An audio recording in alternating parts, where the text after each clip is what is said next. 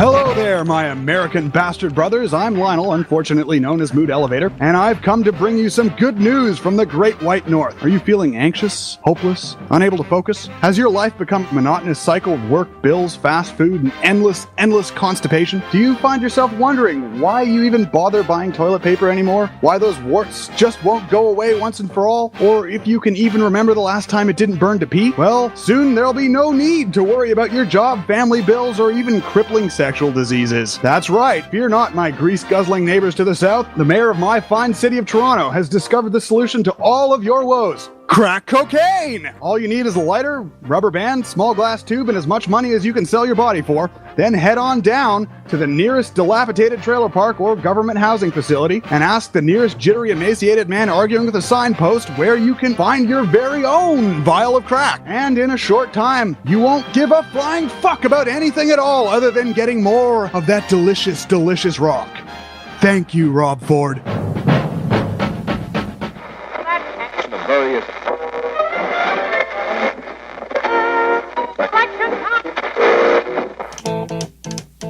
Good evening, bastards! This is your man with the plan, Dave, better known as Dodge Aries, and you're listening to the BASTARDCAST on DOB Radio.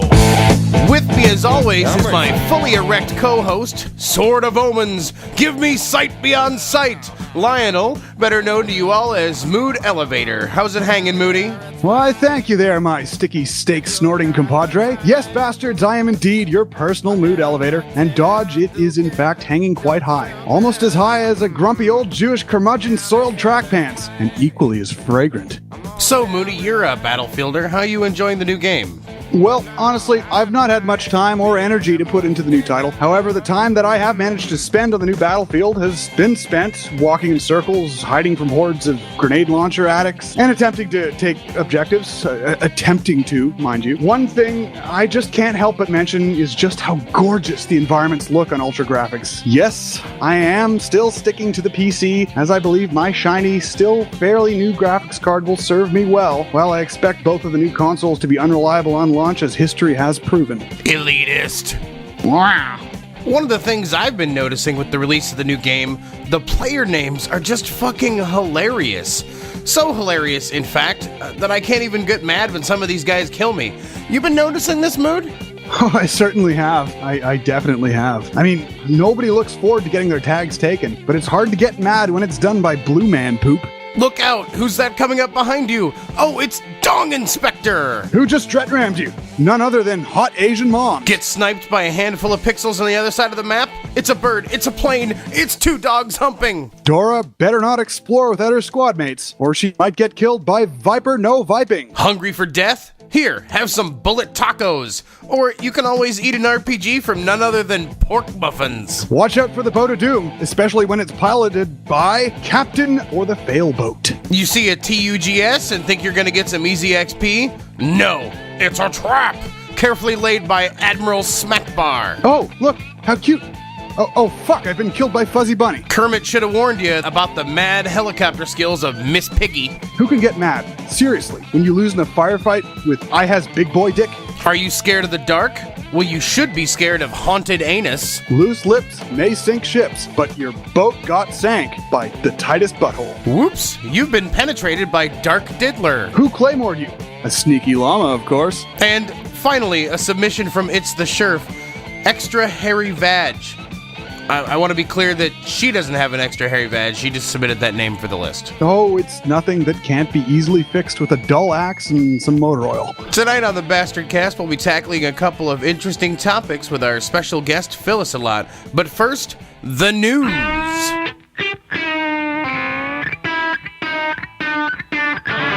Hello and welcome to the news portion of our perverted, pathetic little play. First off, we would like to formally welcome all of you mudcaked, socially challenged perverts to the 8th generation of console gaming. This last month brought with it first the release of the PS4 on the 15th and the Xbox One on the 22nd. Now begins the race to see which of the new consoles will be the first to bring knuckle-biting frustration and the smell of burnt rubber to your living room. If I cared about it at all, I would make direct mention of the utterly hideous first of the 8th generation consoles released last year. However, I don't, so I won't. Too fucking bad, Nintendo. For you Minecrafters in the DOB community, you may have noticed that BASTARDCAST has not been updated to the new 1.7 update. Clan founder TheInimicals said, "We may or may not update to 1.7 because Bucket isn't currently playing nicely with 1.7 due to the core changes to Minecraft that Mojang has made. If we don't update, we will at least rework our current plugins, probably disabling or removing them entirely and re-adding them one at a time. This may cause a few restarts of the server, but not any server downtime. Unless I break something accidentally." Yeah, sure, accidentally. Well, we are proud to announce that after much time and effort from our slutty brick shithouse clan leader, Ryan the Inimical, Indomitable, from him, the new Bastard Gear store is up and ready to roll. We have a variety of useful, creative, and downright cool items up for sale, such as phone cases, t-shirts, coffee mugs, duffel bags, and luggage tags. And you can't go wrong with a DOB brand flask and fugly for lazy, drunken, unemployed Monday mornings. And 15% of Bastard Gear proceeds go straight to the clan treasury. Sorry, we do not accept food stamps or the children of migrant workers. With the release of Battlefield 4 and Call of Duty Ghosts, an influx of new trial members is upon us. We thought we'd take a moment during the DOB radio news and welcome all the new members, and also remind them of the keys to quickly becoming full members. Check the website regularly, but don't just check. Participate in ongoing discussions on the forums, or start your own. Also, post an intro thread as soon as possible so the other members can get a sense of who you are and why they should give a fuck that you're here. Of course, make sure that you're participating in-game and have added all the staff members and as many other members as you can in your particular division so that you can get noticed. And maybe even slip in a little grope or two. It's up to you how long you're a recruit. Don't be that guy. That guy? Well, we at DOB are actively recruiting staff for all divisions. You have a few extra hours a week you wish to dedicate to making your gaming community better, please fill out an application on the website. If you don't, then just quit your bitching, okay? The Member of the Month system is changing for the better. Instead of a voting popularity contest, the Member of the Month will be determined through activity levels in the clan as reflected through the credit points earned.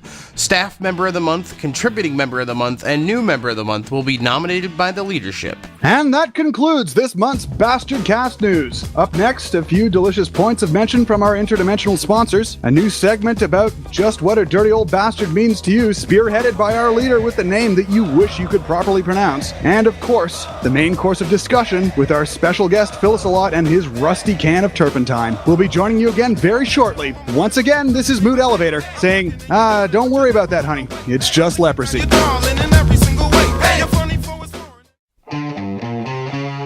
I had a member approach me this week wanting to rework our logo a little bit, and at first I was a little offended because only a week ago I had another new member approach me that hadn't been in the clan long enough for me to pronounce the first syllable of his name, much less the entire thing, telling me that the logo didn't say "dirty old bastard." Who is he to come to me and tell me what represents a clan that I founded, and who better than me to know what it stands for? We've been around for years now. We established what it means long ago. Then I thought about it for a little bit, and I realized that there's nothing wrong with someone having their own and vastly different interpretation of what it means to be a dirty old bastard, or what that image is.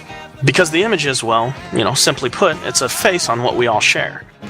The more I thought about it, the more curious I became about what being a dirty old bastard meant to everyone else in the clan, and the more willing I was to have this discussion with Mr. Ominous, and explain to him what it meant to me and what I visualized to be the quintessential dirty old bastard. And as we continued our discussion, Ominous asked me to list 5 words I would use to describe DOB, who the original dirty old bastard was, where I got the concept from, and how I would describe the dirty old bastard as I saw him. To that I responded, the 5 words I would use to describe DOB, off the top of my head: rugged, controversial, determined, unstoppable, and creative. I attempted to stay away from words like loyalty and honor because they don't have a physical embodiment, and, we were discussing a physical description. But if we included those, I would have had loyalty and honor as the most important descriptive words about being a dirty old bastard. I also let him know that there isn't a single original dirty old bastard to speak of, but the idea for the clan came from my brothers in arms. I was in the Marine Corps for 9 years, and the men and women that I served with were the inspiration behind the concept. We were fighting a war that we didn't understand or even necessarily all agree with, but we weren't fighting it for just the country. The main reason we were fighting it was for each other.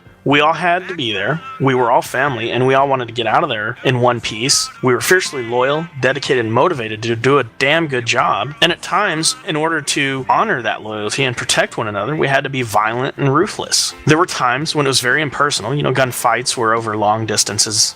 And then there were times where it was, merely feet away. You just did what you had to do, and you moved on to the next day without looking back or, worrying about what came back behind or what was coming ahead. In our downtime, we always hung out together. We went to bars, partied hard, and then we also did things, on a more personal level, attended family barbecues and things like that. It's an aspect of my life that, I don't necessarily have, or at least not in the way that I did before, except over the phone, because I've moved away from all those friends and families, and, I travel for a living. I like to think of the community here as my extended family, and even go out and have a beer or three with people, when I'm in the area, because I travel all over the place. I felt that it would be a fair calling when I created this clan for other people that were, held similar values and similar ideals and wanted that kind of community aspect. So when I think of the dirty old bastard, I think of a World War II or Vietnam soldier that, you never pick up all the details at first glance. It's someone that you can tell has depths of knowledge and intelligence tempered by a violent and pained existence. He has facial scarring from old injuries in combat, a rough, stubble-covered face covered by tinted aviators and capped off by a well-used helmet with, like a pin-up girl playing cards stuffed in the band, holding the torn net cover, the straps of the helmet just hanging down unsecured. He's got, a stogie just pinched between his lips and gently trailing a little bit of smoke. He's wearing an open jacket and a wife beater shirt with his dog tags hanging down over it. Has a big old M60 in his hand, held like he can do some damage with it. I imagine having a bunch of extra, pieces of gear that he's collected from other fallen soldiers, mementos. That's how I perceive the dirty old bastard to be. That's my personal interpretation. So, that being the case, I'm kind of curious what everyone else in the clan thinks. What do you think the connotation behind the name Dirty Old Bastards is? Do you see it as a bunch of perverted guys who pinch girls' asses and, harass people? Or do you see it as a hard group of soldiers? How do you visualize the Dirty Old Bastard? What's he wearing? What's his personality? And what do you get from being a member here? What makes you stay? Those are my questions to each of you. The responses we get back, we'll put in each podcast and let everybody else see what you have to say.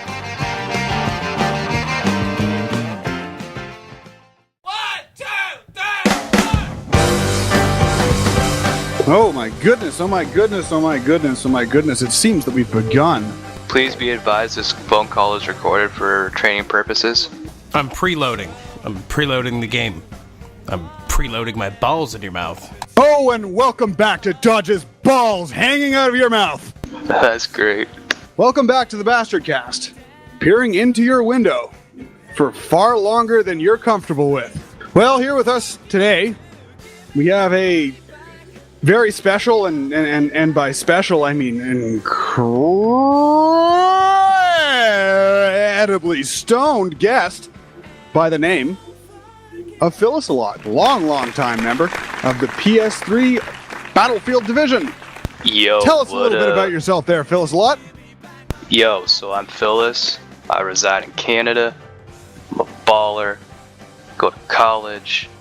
Game Battlefield. I'm a boss. Like a fucking sheep. Like a fucking sheep. And Dodge can tell you everything that you want to know about sheep. Absolutely. Everything you want to know about sheep. You know why you fuck a sheep on the edge of a cliff? Why do you fuck a sheep on the edge of a cliff, Dodge? So they push back. Mm. Of course, here in Iowa, we just hook their back legs in our boots, so they can't go anywhere. Yeah, most people walking around like that, huh? Yeah, it can be awkward walking around with a sheep in your boots. Well, anyway, the topic for discussion tonight is balancing gaming and real life. Now, I know that a lot of the bastards in the clan are here for a reason. A lot of us have, real lives. What's this real life you speak of? I have no idea. We're an 18-plus clan, so most of us have, jobs and families or school or whatnot. So first we'd like to tackle the topic of balancing gaming with work and school and things like that. Sort of obstacles that can come in between you and your beloved video game. I mean, for God's sakes, friends, girlfriends, or boyfriends for the bitches, huh? And, work? I mean, Jesus. These sort of things really, I mean, how can they take precedence over gaming? Yet, in fact, they do. And we have to manage our time such that, they're satisfied. And we can game as much as possible. Yet sometimes they come into conflict. Sometimes they do. Myself, I've lived alone for the last year and a half, and before that I lived with a very, not very responsive woman. So for all intents and purposes, I've been on my own for quite some time, and I've been removed from other than in the professional sense, external obligation of having to meet demands that are, opposing to gaming. But you're in college, so you pretty much get to game whenever you want, right? It's university. There's a distinction. However, many of your citizens don't seem to understand the distinction, including many professors, oddly enough. However, yes, I am in university. I'm majoring in social work, and it's a double honors program, and it's a lot of work, and not all of it is social just yet. But there's plenty of good times, yet no gaming whatsoever. So I've found that, sacrificing the time that I should be spending writing papers and, doing readings to play video games, it's my approach. I think everybody knows that guy with the dorm room that smells like 3-week-old sock laundry and Cheetos and Funyuns and, the bear-stained carpet. And that guy has spent a lot of time playing Call of Duty or Battlefield or GTA 5 or whatever the kids are playing nowadays. There was a guy like that in my dorm house that I am 100% certain would have graduated if it hadn't been for video games. And pot, but mostly video games. Well, I did dishes for the first time in about a month last night. I was cleaning the same bowl over and over again, and the same fork and same spoon, and mug for coffee. So yeah, I did some dishes, and I spoke with some interesting sentient mold, and it had a lot to say to me. Mostly, Battlefield 4 fucking kicks ass. So what's your take on balancing work and school and gaming there, Phyllis?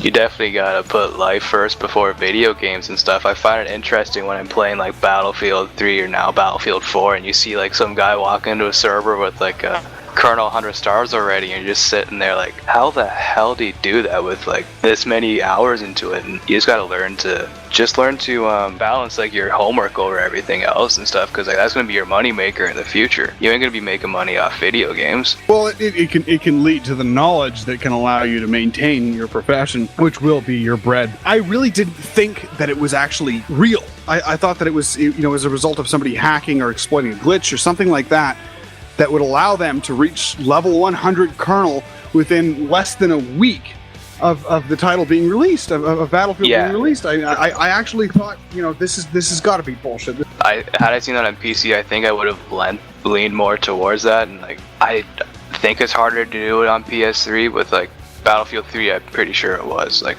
almost really hard to hack on PS3. Well, PC obviously it's going to be a lot easier to do it, but I had somebody explain it to me, a trial member. Our first Scottish, hopefully he'll reach the point of member, and it really seems like he's going to. But our first Scottish potential member, he speaks quite like a very dignified Scotsman. He had explained to me that there's, there is in fact a way to reach level 100 kernel, and it's not exploiting glitches. It's just simply exploiting the mechanics of the game, and you can do it. But I mean, why would you want to do that within less than half a month of getting the game? This is a game that it's gonna have a life of 2 years, possibly 2 years. Historically, that's the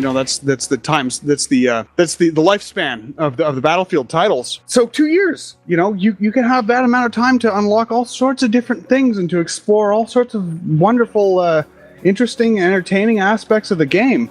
That's what I call no lifing it, man. I mean, no fucking lifing it. They're not basically taking like a Russian badger and like multiplying him by 10 and like just pooping on people in Battlefield 4 like these people play like. Well, they're obviously not negotiating, if they even have to negotiate, if they have anyone to negotiate with. They're obviously not negotiating with those in their lives who more important than video games. You can't really say for sure, But I mean, I would be one to assume that somebody who's able to reach level 100 Kernel after a couple weeks, less than 2 weeks after release, I would think somebody who's able to reach that point probably either doesn't have that sort of presence in their lives, or simply ignores it, or mistreats it and that. And I really feel for those who are on the other end of it, if they even exist, because it still baffles me, and I still find it very hard to believe. Do you feel like you can call it an addiction or no?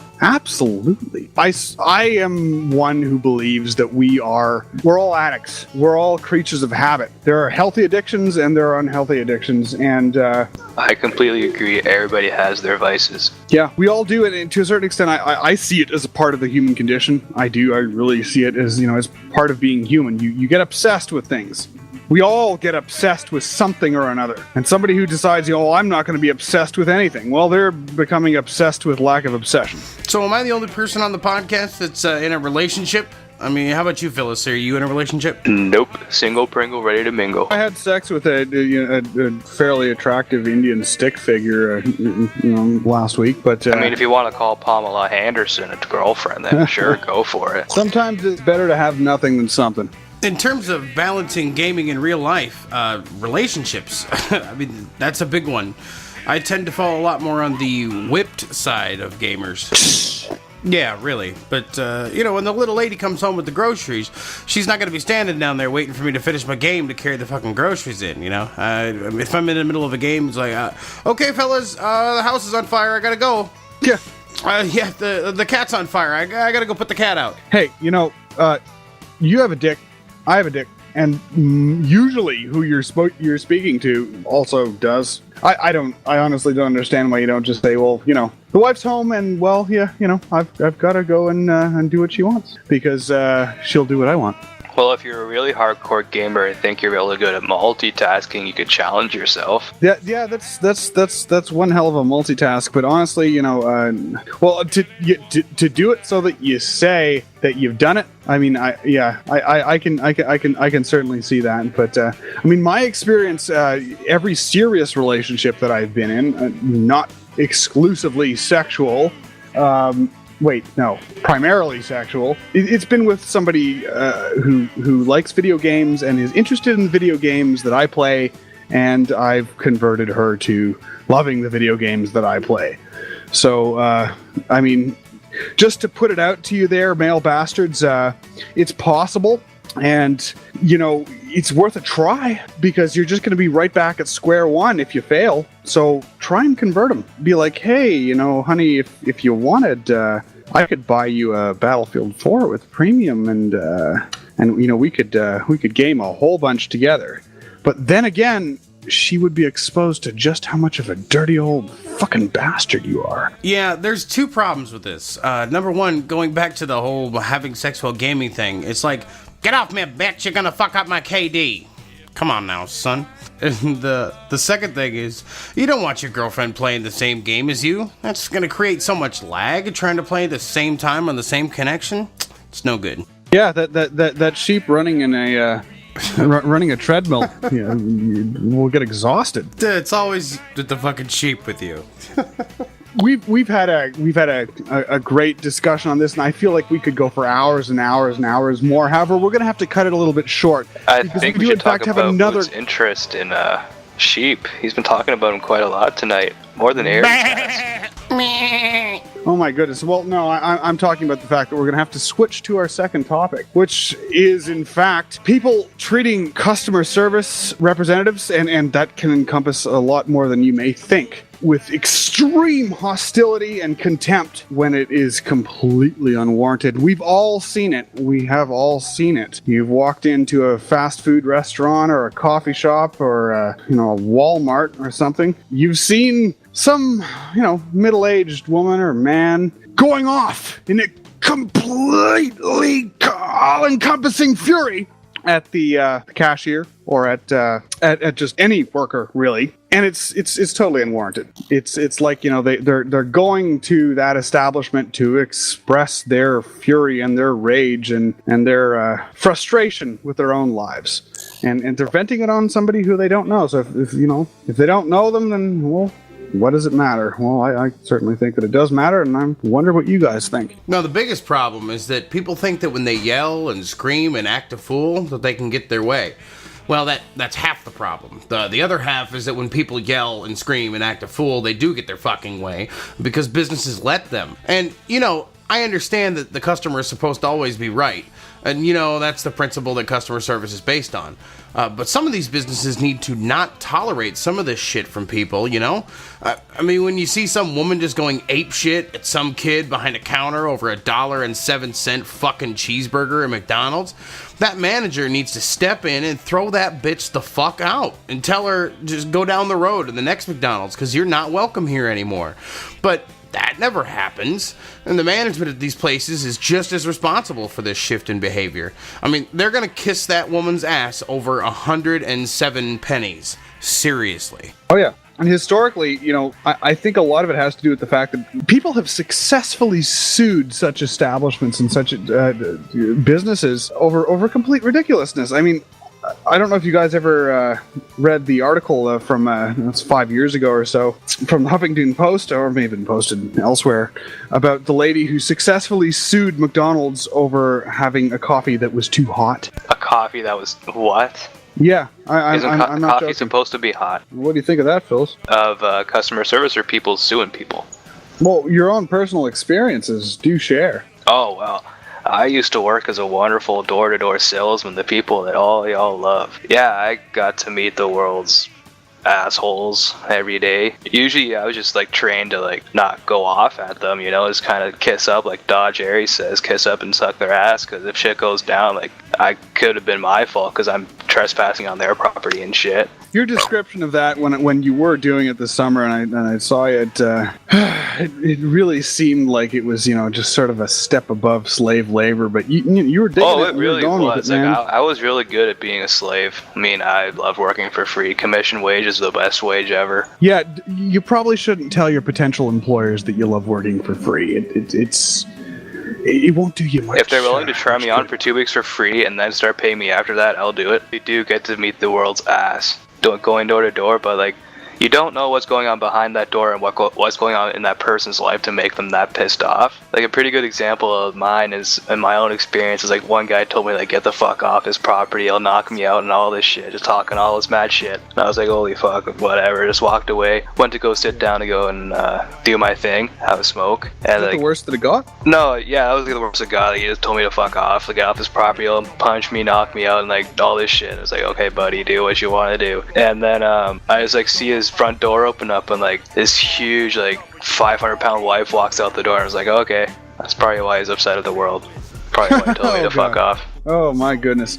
Well, yeah, there's a huge difference. I would imagine that door-to-door salesmen are treated with a bit more contempt. Well, one thing that I can point out in my own just observation there. I mean, I'm Toronto born and raised, big city in that, right? And I've seen that they used to have buses that were open. The driver's seat was clearly visible. Now they have bulletproof glass they pull over with this huge sign saying zero tolerance for abuse of TTC workers. Zero tolerance. And I had walked onto many buses and streetcars and subways and LRTs in the past, and I've seen the same sort of thing that I've seen, walking into a McDonald's after a show at night, namely a rather disheveled looking individual aggressing, attacking, and bothering otherwise the driver. Yet the way that the TTC responded to it, the Toronto Transit Commission, was by putting in a zero tolerance policy, and they really do enforce it. I've got a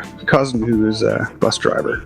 I've heard some interesting stories from him, but they're far too detailed to share in this cast. Yeah, bus drivers definitely do have interesting stories.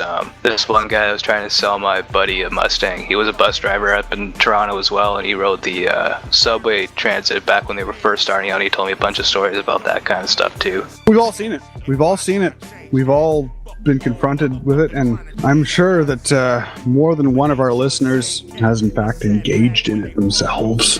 Oh my goodness. I work in customer service now, and people, they really love just tearing into people because it's over the phone, and they would never do that in person.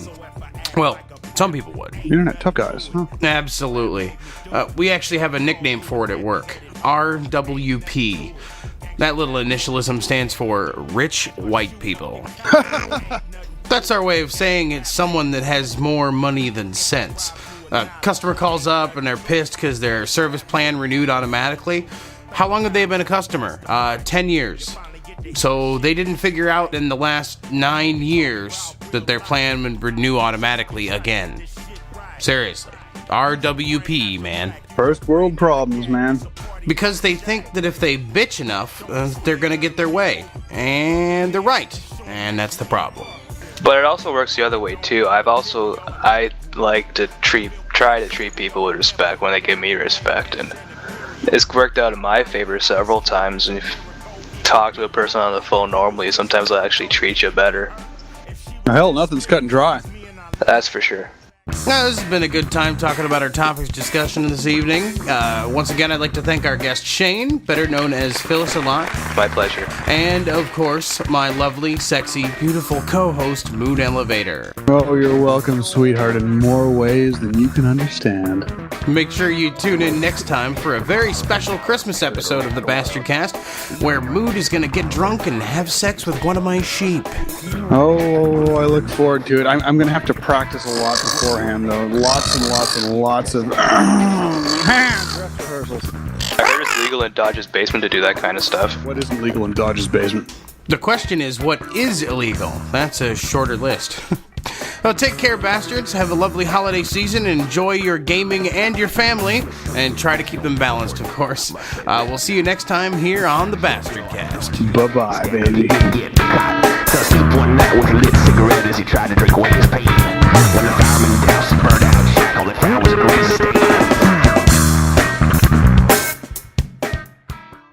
That was funny as shit.